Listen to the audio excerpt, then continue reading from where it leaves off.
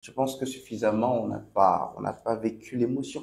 Ça ne sert à rien, les larmes de crocodile. Ça ne sert à rien de simuler les mois, ah, des soldats sont tombés, de faire du hollywoodien. Ouais. Pas du tout. Mais quand une trentaine de personnes, on a C'est entendu quand même 30, un bilan assez lourd. c'est un bilan assez lourd. Officiellement, on en est à 28, dit-on, sans bilan exhaustif fait. Mais des informations glanées ça et là, on parle de près de 35, on parle de gens calcinés, de corps identifiables Exactement. à peine. Quand on est dans une situation comme celle-là, et qu'au même moment, aux antipodes, je voudrais parler de coordonnées Oui, géographiques, oui. qu'à Cotonou environ, Ouida précisément, on est en une liesse, on est en fait, c'est assez antinomique et paradoxal Il y a pour problème quelque cohabiter. part. Il y a problème, il y a mal donne. Je pense que, vous savez, en 2023, on a vécu par exemple le drame de Dassar, on a vécu tous Pas mal d'autres choses événements qui ont malheureux. fait que tous et unanimement, nous étions conscients que des vies sont parties. Les conditions ne sont presque pas les mêmes, mais elles sont identiques à un certain point de vue. Des points de ressemblance sont identifiables et surtout, on parle de gens, j'aime bien votre expression, champ d'honneur, parce que des gens sous les drapeaux, au nom de la patrie, ouais, des légionnaires, des étrangers qui ont donné leur vie pour d'autres patries, qui sont vénérés quand ils sont deux, trois, qui tombent. Quand la France a perdu 13 soldats pour Barkhane au Sahel, Souvient, oui. on s'en souvient. Vous savez, les gens lient non seulement la vie humaine et sa sacralité à de la révérence, à du respect, mais les gens encore plus respectent les conditions de départ, le sacrifice, le sacerdoce, l'appel patriotique et républicain pour lequel des gens ont pu laisser leur peau. Quand dans ces conditions, ça festoie, ça danse à la place Marot. Je ne dis pas d'annuler vos idées, ce qu'on a organisé depuis je ne sais combien de Parce que mois. justement, il y en a qui diront que c'était déjà programmé. C'est programmé, il ne faut pas, raison. il n'y a pas de raison d'annuler un événement. C'est Vous économiquement pensez quelque comme chose. certaines opinions qu'il fallait tout au moins mettre le drapeau en benne ou peut-être un petit message à l'endroit de ces Que nos gouvernants aient un peu d'égard. Tout s'est passé comme si rien ne s'est passé. C'est ça qu'on déplore. Comme On ne si dit les pas, vies humaines n'avait pas de sens. Comme si l'opération Mirador n'a pas été touchée de la perte la plus lourde qui soit depuis 2022 qu'elle est mise en branle. Attention, des gens sont tombés de la façon la plus lourde et de la façon, excusez-moi, la plus ignoble. Excusez-moi de dire ça comme ça. Mais tout se passe comme si nous n'avions pas de gouvernant, comme si on n'avait pas un chef suprême des armées qui répondait de de ce carnage qu'il y a eu à Baniguara. Il vous dirait peut-être qu'il a conduit un communiqué au lendemain. Je pense que ce n'est pas suffisant. Qui n'est pas signé. Je pense que si je parle du chef de l'État, il n'y a pas eu de communiqué. Et mais si je parle vous parlez là du colonel Faïzou Gomina, justement du chef d'état-major de la garde nationale. Mais lui, il a été commandant de l'opération Mirador. Je l'ai connu. Il a gouverné ces troupes-là. Il a commandé, pour utiliser des expressions de leur patois.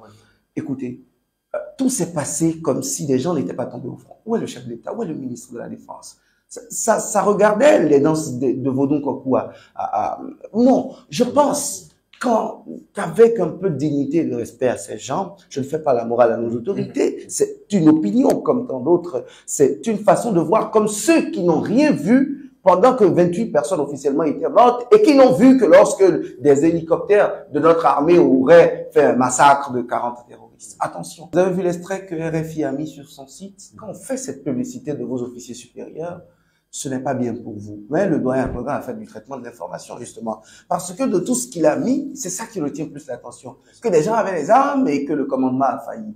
Mais écoutez, les armées qui connaissent les plus lourdes bêtes ont les engins les plus sophistiqués. On suit la crise russo-ukrainienne. Même le Hezbollah retranché, même juste dans les hôpitaux, même dans les maisons des civils, fait des pertes dans l'armée israélienne. Il n'y a pas que les moyens pour faire de la stratégie militaire. Et le mal terroriste, c'est une hydre. Il est si grand, le mal terroriste, que nous savons combien de soldats il a. Vous connaissez les célèbres attentats Grand Bassam en Côte d'Ivoire, Niger, les attaques dans les églises catholiques. On sait c'est quoi le terrorisme. On ne peut pas on ne peut pas manquer de s'apitoyer parce que le mal, il est tellement grand, il a des incidences très grande sur nos populations, nos forces armées aussi qui sont au front. Mais écoutez, un pays qui se lève en standing ovation sur le boulevard de la Marina, quand les gens revenus de Mirador, les revenus, parce qu'il y en a qui sont tombés au front, les revenus défilent, ces mêmes gens ne peuvent pas danser sur du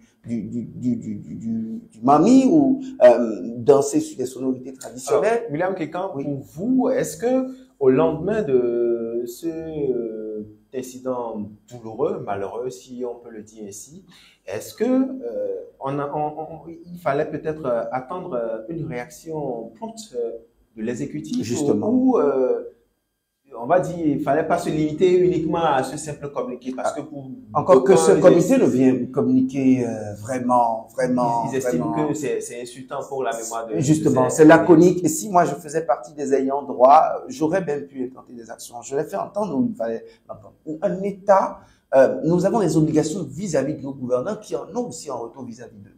Écoutez, tout le monde n'est pas militaire, tout le monde n'a pas donné sa peau pour le terrorisme. Et de tous ceux qui sont sous les drapeaux, tous ne sont pas au front terroriste. Mais écoutez, pourquoi le gouvernement même a pris un décret à un moment donné pour dire ceux qui tomberont sur le champ terroriste, pour leurs ayants droit, pour leurs familles, pour leur vie, les blessés, les invalides, il faut des traitements spéciaux. C'est parce qu'on reconnaît la hauteur du sacrifice. Mais écoutez, dans un État, pour respecter la mémoire de ces gens, respecter l'État qui a été suffisamment éprouvé, parce que ce sont des préposés de l'État. Ceux qui sont tombés au front, c'est le Bénin qui est tombé en fait, parce que dans leur treillis, dans leur galon, ils représentaient le Bénin qui ne voulait laisser aucun millimètre à un millimètre carré à l'ennemi. Oui. Et qui, c'est le Bénin qui est tombé d'une manière ou d'une autre. Donc, je ne demande pas deuil national comme les gens.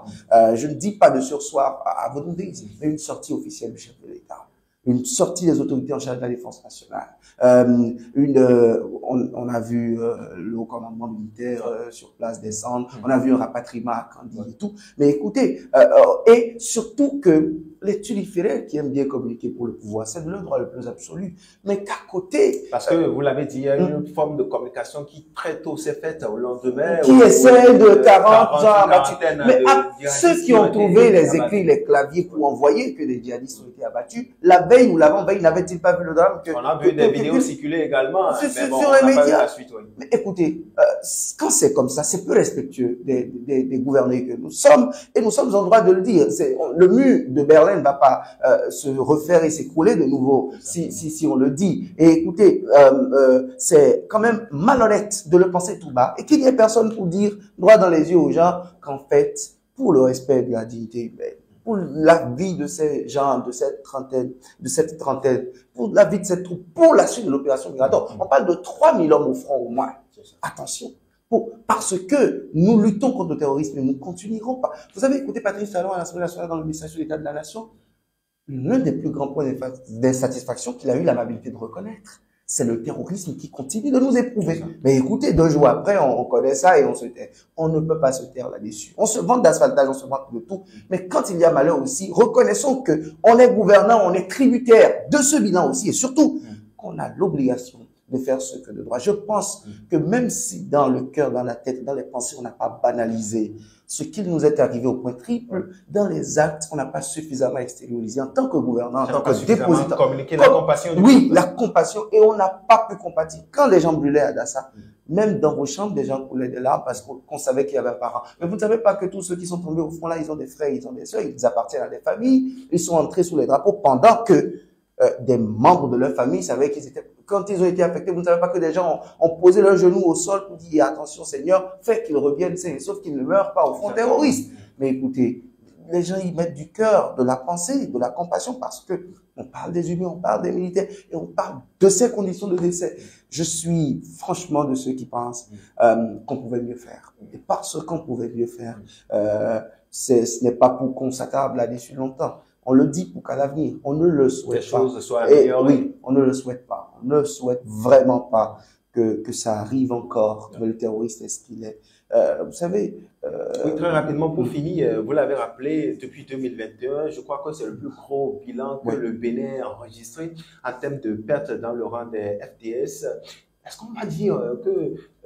quelque peu l'opération Mirador qui a été conduite jusque-là par le responsable de la garde nationale, le colonel Faïsou Komina, est-ce qu'on peut dire que, disais-je, que cette opération est en train de montrer ses failles. Bon, Ou des insuffisances. c'est peut-être Trop dire. trop dire. Ou vous C'est la allez en stratégie besogne. peut-être qui a manqué. Vous savez, les plus grandes armées connaissent les pertes. C'est une évidence. Ok, d'accord, du moins. Où qu'on soit, quelles que soient les armes, quelle que soit la formation, quels que soient les entraînements qu'on a connus, militaires de rang ou non, des pertes arrivent. Parce que, vous savez, l'une des armées les plus puissantes aujourd'hui, c'est l'armée israélienne sur la planète.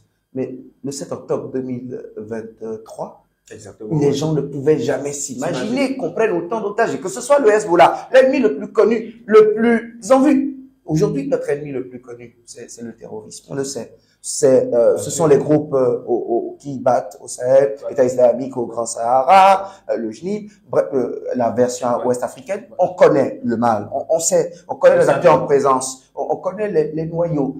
Vous voyez, le chef d'état-major, j'aime bien quand il fait sa démonstration sur la façon dont on a une cartographie du phénomène.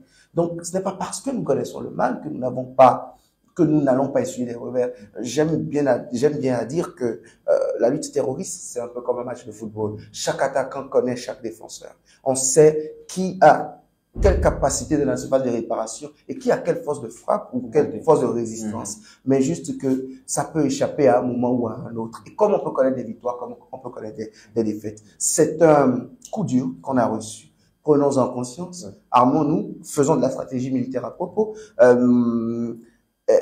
Au lieu de les communiquer comme cela pour démoraliser les gens au front, sachant par où on ne leur enseignera pas le métier des armes. Ce sont des officiers supérieurs. Ils savent de quoi ils parlent. Ils ont été formés pour ça. Ils ont montré leurs preuves. Hein. Ils ont fait des victoires. Ils ont pu déminer des champs. Ils ont pu prévenir des interventions, des incursions terroristes.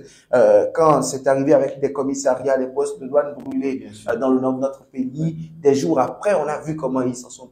Donc, on sait qu'ils s'y mettent aussi, qu'ils n'ont pas jeté les gens au front. Donc, on attend d'eux un peu plus de vigilance, qu'on prenne de la graine de ce qu'il est arrivé et que surtout on sache raison garder dans le commandement, dans le maintien de la troupe, parce que ça aussi, c'est important pour l'avenir et surtout pour nos populations. Banikwara, vous savez, on a beaucoup de Béninois qui sont là-bas. C'est une commune très cotonnière qui contribue au PIB de notre pays. Il y a des hommes et des femmes là-bas. Quand ça arrive aux forces de défense et de sécurité comme ça fait peur. C'est de la stupeur. Je ne sais pas si vous avez écouté le maire de Banikwara en privé ou des habitants de là-bas, des originaires, des ressortissants. Ça fait de la stupeur. Ça fait de la psychose, de la stupeur dans la tête des gens. Et on n'a pas à continuer à danser sur Cassave pendant que tout ça arrive. Voilà. Bon, on va parler cette fois-ci d'un sujet qui fâche moins. Toujours, on va parler politique cette fois-ci avec l'audit du fichier électoral. Vous avez eu cette information tout comme moi. Justement, Jean-Baptiste Elias, au détour en tout cas d'une rencontre de ces différents acteurs-là du cadre de concertation se sont dit qu'il faut passer à la vitesse supérieure. Jean-Baptiste Elias, qui désormais devient le président du comité de pilotage, vous y voyez un espoir, William Kegan? L'espoir pour moi est maigre, parce que c'est comme un bouc donné, mais avec des cordes tenues encore. Cette histoire d'audit du fichier électoral. Vous avez l'accord de principe du chef de l'État. Vous avez, vous voyez, très tôt, les gens comme moi, je le reconnais, on a trouvé que c'était pas assez légal, cette histoire d'audit du fichier électoral, et que de tous les problèmes que nous avons pour 2026, cette première échéance à la triple élection, qu'il y a mieux à dire pour un code électoral qui a autant de défauts. C'est pour moi, c'est mon opinion, qui a autant de défauts. Il y a mieux à dire que de s'attarder sur le code électoral, le fichier électoral, et que les opposants ont trouvé qu'ils essuyaient trop de revers sur le code électoral et qu'ils se sont rabattus sur un sentier où ils auraient un peu de succès. Mais quand on a fini de dire ça en face, Jean-Baptiste Elias, nouvellement élu, nous rappelle que que c'est légal, qu'il y a l'article 1 du Code électoral. J'ai relu également l'article 1, vraiment par voie participative, on peut retoucher. Et on connaît la lutte de ce monsieur sur le Code électoral. Je me souviens de ses rencontres avec Cyril Boubedji à l'époque, gestionnaire mandataire de l'ANIP, sur le fichier électoral pour les législatives de 2023. On en a entendu de toutes les oreilles. Donc, que cette expertise ou cette expérience du passé leur serve aujourd'hui, c'est intéressant.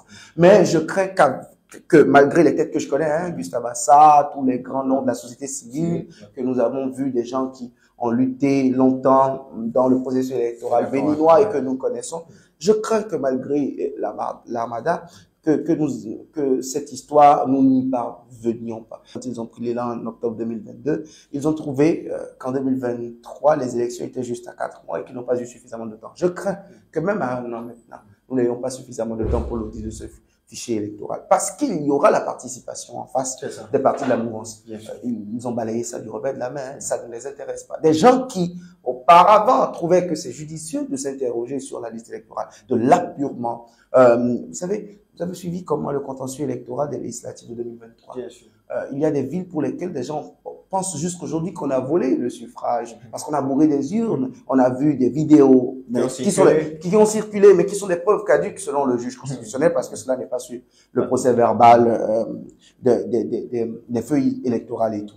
Mais dans la tête de beaucoup de gens à Calavi, les démocrates méritent mieux. Dans la tête de beaucoup de gens à Cotonou, comme dans d'autres arrondissements, justement, comme dans d'autres milieux du pays. Moi, j'ai couvert les élections dans la 16e circonscription électorale. Pour beaucoup, le BR et l'Union progressiste de renouveau n'ont jamais levé de siège.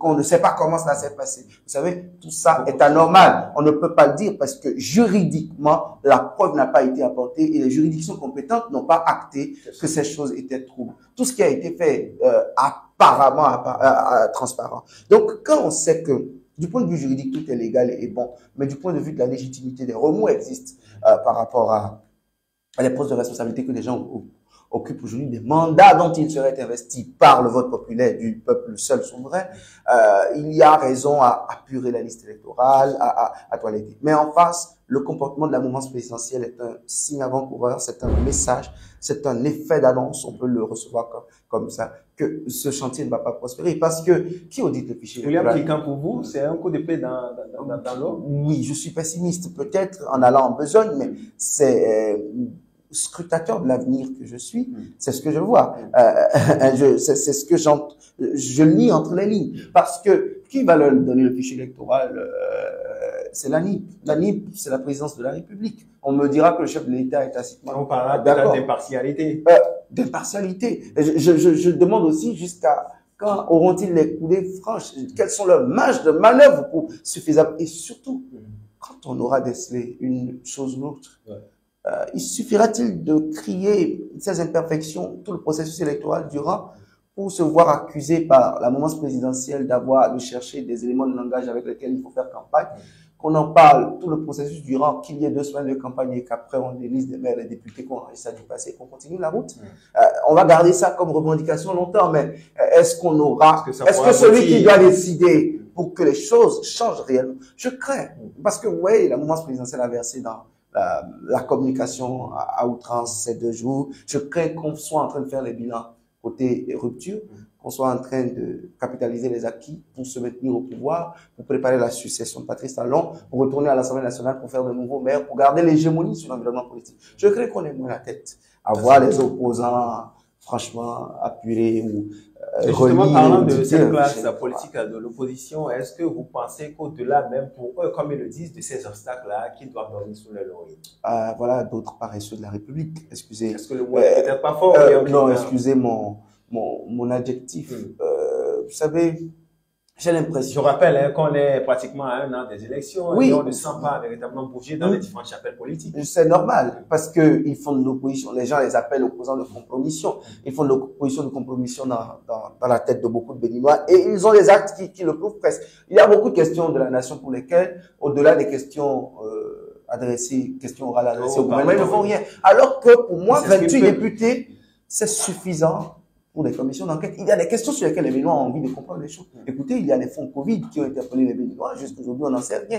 Dossier, Assemblée nationale aujourd'hui, on a rasé les 22 milliards. Mais le nouveau bâtiment qu'on construit, le jour où on inaugurera ça, je parie que tous les Béninois oublieront. Mais écoutez, ils servent. Il faut situer les responsabilités. Il faut situer les responsabilités. On est dans l'impunité. On estime que tout ce qui a été mauvais, on balaie ça du revers de la main, on continue la route. On ne construit pas un État comme ça. Et à part le dossier ICC, je ne sais pas dans quelle sulfureuse affaire. Bon, on dira que quand on dit les démocrates, c'est Boni Yayi, et ça, c'est Boni Yayi est tributaire de ce bilan de ces affaires sulfureuses, Madia de l'État, et tout ce que vous voulez, que on ne verra pas les démocrates sur ça. Ils disent qu'ils sont du peuple, ils sont les plus proches du peuple. Quand on est proche du peuple, c'est sur les choses comme ça, on les attend. Je pense que eux aussi, ils travaillent trop à trouver le moyen de se faire une petite place pour la probable candidature, parce que ça aussi, ils sont incertains, ils ne sont pas forcément très sûrs. Vous voyez un code électoral verrouillé de toutes parts, comme les scellés d'un conteneur 40 pieds. Et écoutez, donc, eux aussi, ils sont en train de se chercher le petit chemin à frayer pour avoir au moins ne serait-ce qu'un candidat à la présidentielle. Les gens veulent retourner à l'Assemblée nationale, ils sont, que ce soit sous la bannière de Boni Yayi ou non, on est enclin à beaucoup plus préserver son mandat électif que de penser. Vous savez, c'est ça aussi. On a l'impression que quand les gens rentrent dans l'arène politique, finalement, ils ne pensent pas vraiment aux questions cruciales du peuple. Aujourd'hui, regardez le taux d'inflation dans lequel nous sommes. On vote un budget pour lequel c'est des véhicules neufs qu'on exonère. Pour la mouvement, c'est bon. Pour la pollution, on réduit les effets. Mais les gens achètent de l'oignon pour 200, 4 gros oignons de 200 à 4 gros oignons, morceaux d'oignon. Quelqu'un vous dira que ce n'est pas inhérent qu'au Bénin. Oui, mais les députés en France, c'est sur les questions du genre qu'ils parlent. On parle de l'inflation tous les jours dans le Parlement français. Eux, ils sont 28, mais c'est comme s'ils n'étaient pas là. Et ça aussi, on l'avait dit. Ils se taberont, ils se prévaleront de leur minorité pour se victimiser encore un peu. Et nous dirons qu'il faut leur donner la majorité pour les voir à l'action, alors qu'on les a vu faire 10 ans. Bref, ce sera du ping-pong politique. Et sur cette histoire de fichier électoral, franchement, je ne m'espérez pas sur la liste des optimistes.